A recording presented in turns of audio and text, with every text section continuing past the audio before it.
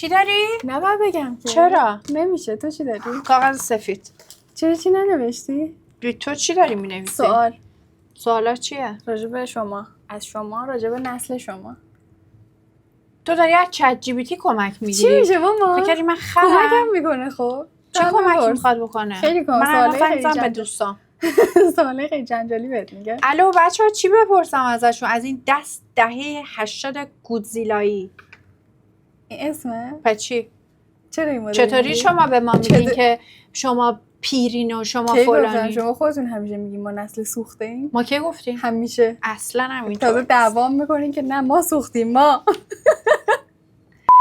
سلام عشقا. سلام بچه‌ها جون. حالتون چطوره؟ امیدوارم که خوب باشین. آقا از اون ویدیو اولی بودش که تینا از من گرفت، من داشتم قر میزدم و اینا. خیلی هم با نمک بود. حالا در هر صورت این که اون ویدیویی که اومد بیرون و بعد از اون هی شما ما رو شناختین، رابطه من و تینا برای شما خیلی جالب بود که اصلا چی میشه که شما اینقدر با همدیگه رفیقین. خب در کنار این که ما اون همه میگیم و میخندیم و اینا، خب یه روزایی هم میشه که میکشیم همدیگه رو. ولی بیشترین چیزی که ما توی رابطمون داریم درک متقابله. خب گفتیم بیایم یه برنامه درست کنیم که اسمش هست دو نسل، نسل مادر و نسل دختر، و اینجوری میشه که ما میتونیم از همدیگه یک سوال چی؟ من مادرم. آره دیگه.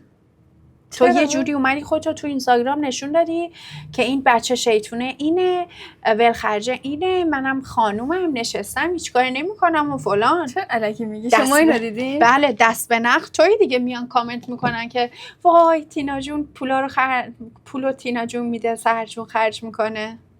خیلی بعضا خوب باشه. آره. خلاصه که یه برنامه درست کردیم به اسم دو نسل که میخوایم توی چنل یوتیوب اینو بذاریمش.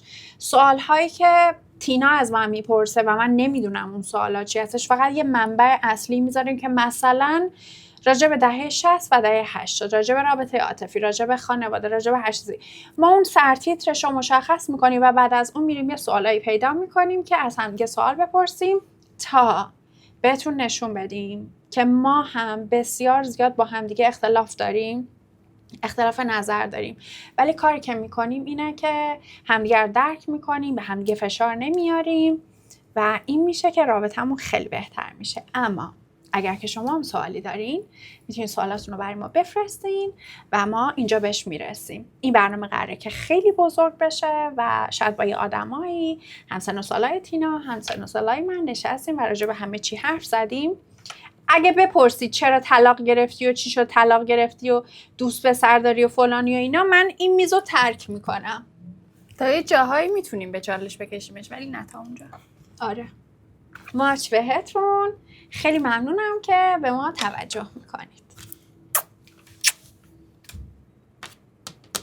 خب بنویس چت جی پی تی. چرا؟ خودت ببخشید. داری این سوالا رو نمی‌تونی. چرا؟ نباید متوجه تو الان شی. چند تا چیز نوشتی؟ 5 تا. من یه زنگ بزنم به رفیقام بگم که به نظر شما من چیا بپرسم. کمک نمی‌کنه. چرا؟ چرا کمک کردن؟